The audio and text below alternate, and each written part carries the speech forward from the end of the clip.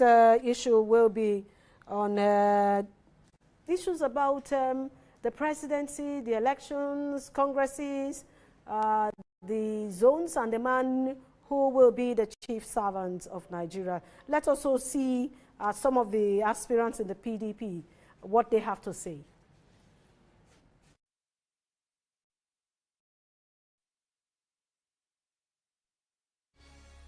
That will rescue this country and take us from weak and challenge condition. So it's not a time that we just send anybody there. Either we say he's my man, he's my friend, or because we worship the same God. No. We must send somebody there that has capacity, that has ability, that has knowledge, that has experience. Out of all the aspirants, both APC, both PDP, there's only one person that has done 8 years as governor and also chairman of the National Assembly. There's no other person. So challenge all the aspirants with all great respect to them.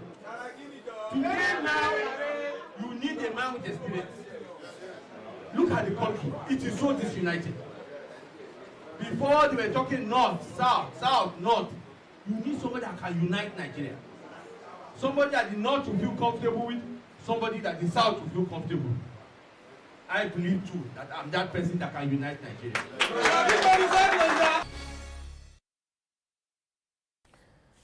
All right, we'll also be taking other aspirants in the course of the program. But let's quickly go now to let you know that with less than 10 days to the APC and PDP primaries to elect standard bearers, the atmosphere seems tensed already, and you can hear what is going on.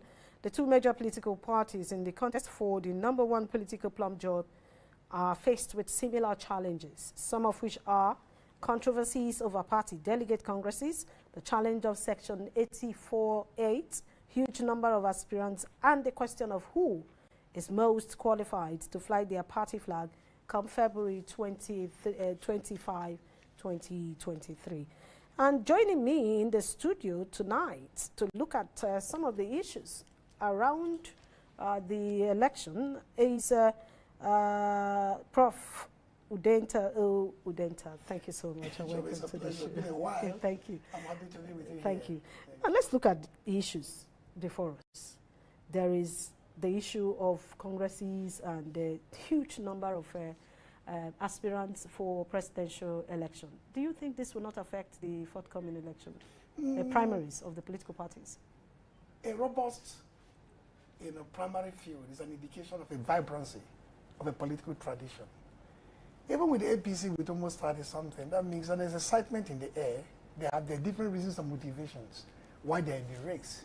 And the PDP, there are 15 of them. It means that the party, which lost power almost 8 years ago, is rebounding to life. That is why a lot of people still found it attractive to throw their hat in the ring, the proverbial hat in the ring. That is why my own man, Bala Mohammed, is in the ring with the likes of Saraki Atikumwik and so on. And then it means that the exciting moment of politics is when leaders of this stature found their bearing, that they want to context for spaces within the presidential terrain, and then nick the primary of the party, go on to the general election, and then win election to dislodge an APC government. So rather than contributing to any political crisis, it deepens the essence of participatory democracy. Could you imagine 15 aspirants traversing the country? I've been on air for the past 2.5 weeks. Yes. With Bala Mohammed traversing to 31 states, dropping down to visit cities, communities, and towns. And they are still traveling. And people are still traveling. That means that the more they travel, the more inclusivity, the more people get engaged with the political process. The more he talks to delegates, the way he talks with passion and humanity, the word that's what they talk simply means that the conversation is deepening. So to answer the question clearly, forcefully, and directly, rather than the large number of aspirants creating confusion or commotion, to use a Nigerian term, it rather means that the space is vibrant, the space is passionate, and there's a sense of patriotism. That is what is driving most of these aspirants. Okay, let's look at the challenges that political parties are having now. Congress is not well done, and INEC has said they will not spare any political party that will go wrong in their party primaries. It's not even a lot next week. It's not even a question of the parties not getting it right. or INEC not even getting it right, is that the system is so convoluted in terms of democratic practice. The Electoral Act 2022 took a while in coming upstream, and when it came upstream, there was still some issues, some snags around it. The president didn't do that in time, transmitted back to the National Assembly. They too took their time, corrected certain things. There are still persistent controversies. And again, INEC came out with a very shortened transition timetable in terms of primary election season. But the main election campaign is almost like 6-7 months, the biggest ever in our calendar so far. What each party is doing is to look at this tight schedule, shift it as much as they could without breaking the law. And what each campaign, including the Bala Mohammed campaign, is doing is to align with the party. When you align with the party, you get to critical information from the party headquarters, the NWC, so that their own directorate of mobilization and contact will be attuned with the current reality. There's currently a challenge over the slate of delegates. Whether it's going to be a composition of ad hoc delegates and the super delegates called the statutory delegates, or whether it's going to be only the elected ad hoc delegates that will participate. That conversation is going on. So, but if at the end of the day it becomes just the elected delegates, there are a lot of issues coming from Imo State, Enugu, for your party. And you just had Rivers APC. So that means some states may not even have I just helped out with a meeting of my campaign council just a while back, where matters of this nature was deposited. Okay. The critical thing is that as politicians, you focus on the political process. But every political party, every campaign organization, including mine, including that of Senator Bala Mohammed, has a robust legal department. So it's studying not only the party guidelines and regulations, it's studying the overall framework, which is the Electoral Act, and other INEC pronouncements and bylaws that could help with managing the electoral system. If you do all that, parties will do what they have to do. INEC will do what it has to do in a very shortened, open electoral space. So it's still possible. That means that even you have situation in Imo, in Anambra, in Enugu, concerning not only the PDP, not only even the APC, like other parties with similar issues, but not well advertised because they're not big parties. Yes. The courts may at the end of the day intervene as they periodically intervene in the Nigerian democratic process. But are you not worried that this party that they call other parties and smaller parties may have a chance of even taking it because the big parties are not looking at what is going on? What is up in the air now is a sense of preparation by the different parties and the different campaign organizations to harvest delegates for the 28-29 primary election for the PDP. What happened is that when you focus on delegates harvesting in terms of robot exchange by the principal of the campaign, like Bala Mohammed reaching out to the people, campaign staff working around the clock, the rest of the matters beyond you, because electoral environment is composed of two variables. The internal environment, which you can control within the party and the campaign, the external environment, which is with the enabling act and laws. Those ones are something which you can only be advised upon, but you cannot interfere or intrude. When the stage comes, when there is some sort of contradiction between the internal environment and the external environment, as I said, the courts have been tried as much as possible to be excluded from the process so that judicial pronouncement do not topple popular will. But the way it is happening now, congresses and conventions and so on may likely be litigated in court if care is not taken, because the electoral system itself is fluid and unsettled. That sense of being unsettled because of the Electoral Act and its complications and contradictions may create some opportunities here and there for people to exploit. Now let me ask you this personal question. You are of the Bala Mohammed, who is also from the northern part of Nigeria, and there's a clamor that the South should get the whole thing should be zoned to the South. So how does that make you feel? Okay, to the South? Yes. Do you mean the Southwest, Southeast, or South? South. I don't know which of the regions. Okay, anywhere in the South. Yes. So in that sense, even though Ijeoma, we've been in this kind of conversation for a long time, so I wouldn't like to put one-on-one with you. But it's absurd to me that after Obasanjo and Osibanjo, anybody in the Southwest should have the moral authority or courage to step into this race. So it means, in essence, that after 16 years of presidential reign washing over that region, and not one single day of presidential reign in the Southeast, Bola Tinubu, Fayemi, and Osibanjo are there out canvassing for votes with eyes open and screaming Southern tone of power. That is, for me, very mischievous. Now, if the Southeast, South, and the Southwest cannot yield the ground for the Southeast, that betrayal and treachery has already occurred. It's not Udenta who is betraying the Southeast, but these two zones in the South. And I did one in several interviews, not with you, and said, if that happens, I have a choice to do a rearguard battle Find a northerner who is progressive, who is inclusive. When he was Minister of FCT, he ran an inclusive government. In the Doctrine of Necessity 2010, he championed the cause of a southern minority vice president to become president. That means my people have an easier bet in an inclusive government if you don't get the ticket because of the treachery from the south. At worst, it will be 8 years of Bala Mohammed presidency, rather than a 16 years and another 16 years of a Yoruba presidency, another Northern presidency in an amorphous, indeterminate form. In essence, the bland zoning from the north to south, without minding the tensions in the different geographies of the south, is mischievous, is duplicitous, and is deflective. It conceals those tensions as if a southwest presidency satisfies my people because it's from the south, when they're going to have this 12 years, 16 years, 24 years. Or the south-south with Jonathan's 2.5 years VP-ship, 5.5 years of presidency there, and somebody in that zone wants to become president. Why is it that they cannot restrain the unbridled ambition and say, if he goes to the southeast, nobody in the north is going to lift a finger to contest? So long as you think so? Of course, because it's going to be a unified south in favor of the southeast, as we did in 1998. So if he goes to the south-south, they will be raising their fingers to contest? Because it means they're going to have from Jonathan's 8 years in Villa, we'll be under another 8 years from the south-south, and nobody from the southeast. Better I go to the northeast where nobody has experienced presidential power minus Atiku as a VP since the dawn of this republic. That is of this Fourth Republic. That's why Bala Mohammed, as the chairman of the PDP committee, in terms of litigating what happened in 2019, in 2020, he came out with a very powerful report. Apart from litigating that subject matter, he said, in terms of historical formulation of our power dynamics, the southeast and the northeast stand the most depressed in terms of access to presidential power. That is why so many people are of the view that if you do not yield power to the southeast as a form of affirmative action, as we did in 1998-99, when Olu Falaye and Obasanjo, two persons of the southwest, contested on behalf of three parties. Yeah. Ijeoma, three political parties selected only 2 people. And none of those people got selected on the basis of the immeasurable strength, as good as they are patriots, because the southeast yielded space for them. So now that they didn't yield space, now they want to yield space. It is left for me now to protect the interests of my people by looking at another person outside that certain frame who could provide a better opportunity for an inclusive model of government for them. Before I let you go, you've been talking about Bala Mohammed. You think Bala Mohammed is capable? He has the strength?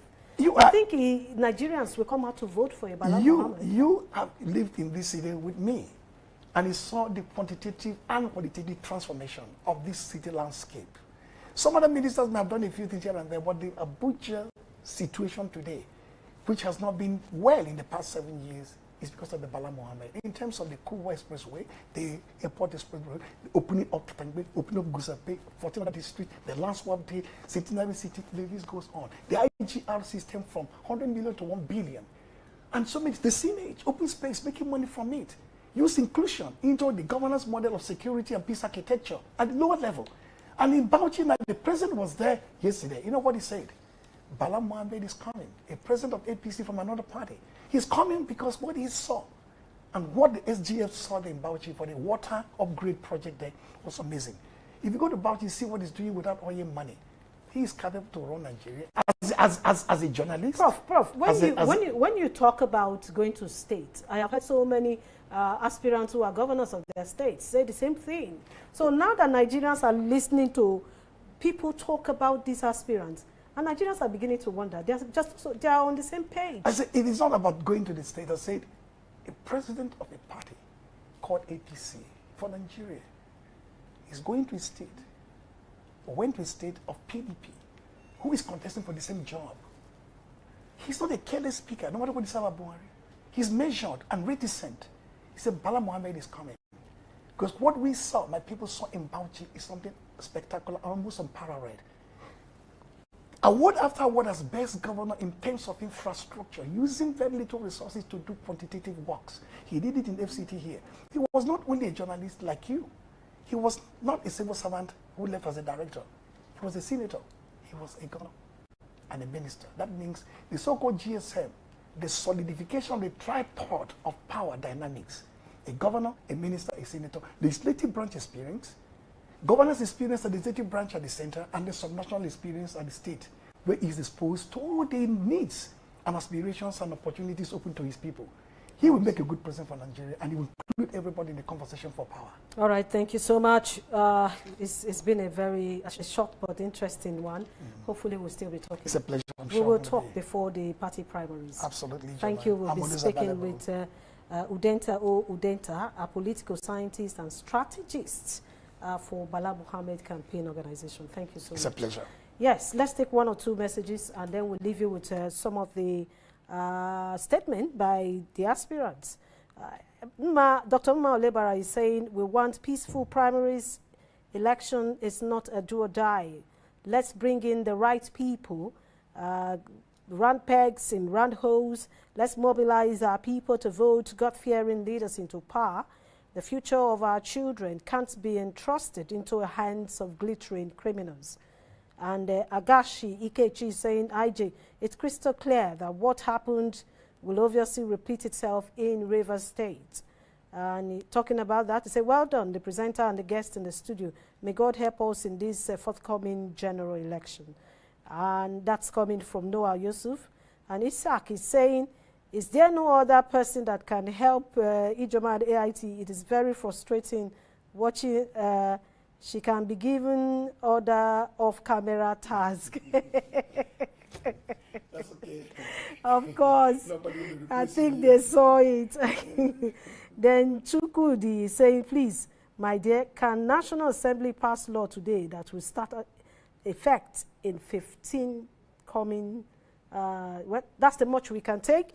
Let's at this moment quickly give you, leave you with the statement by the former vice president as well as the APC leader, Tinubu.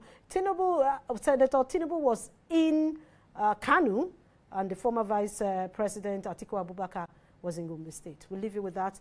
Thanks for joining us, and follow me on my handle at Ijeoma Osamor. Good night. Northeast. This is the right time for the Northeast to produce the president because it has never had a shot at it.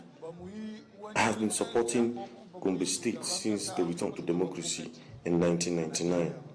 Therefore, I'm seeking your support and prayer to actualize my presidential ambition. 2023 presidential election is a Northeast project. The security situation in Nigeria is unpardonable. The resources are there, the men are there, the equipment, but to harness them and serve the purpose, there is no leadership. Please come and provide that leadership. It is your leadership that we are looking for. It is your leadership that Nigerians are yearning for. It is your leadership, our youths, as you have seen them, they are yearning for. You vote diligently. You are committed to the social welfare of the people, but you are not being rewarded adequately.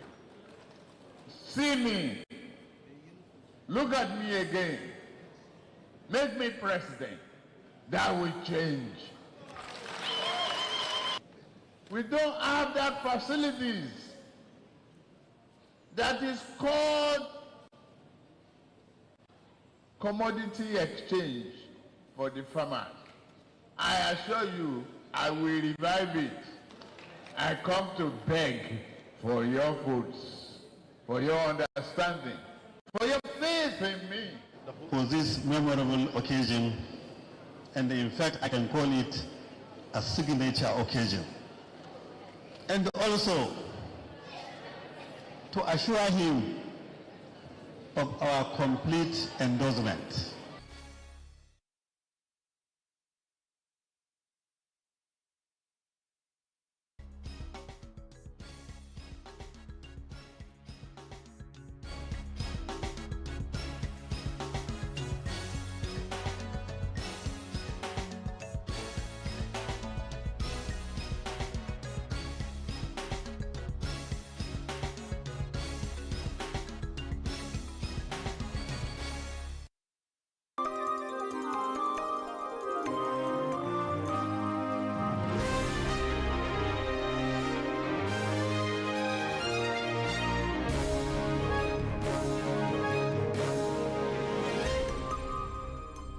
AIT, sharing the African experience. You're cordially invited to National Symposium on Addressing Nigeria Pension and Retirement Crisis. The event will also be used to present 3 books written by Professor Abba George. The event is slated to hold on the 26th of May 2022 at the Executive Hall of the International Conference Center, Abuja. Time is 2 p.m. prompt. For further inquiries, call Dr. Jamil Yusuf on 090-9967-750 or Professor Matthew Abula on 080-3510-3965. This event is powered by Business Idols.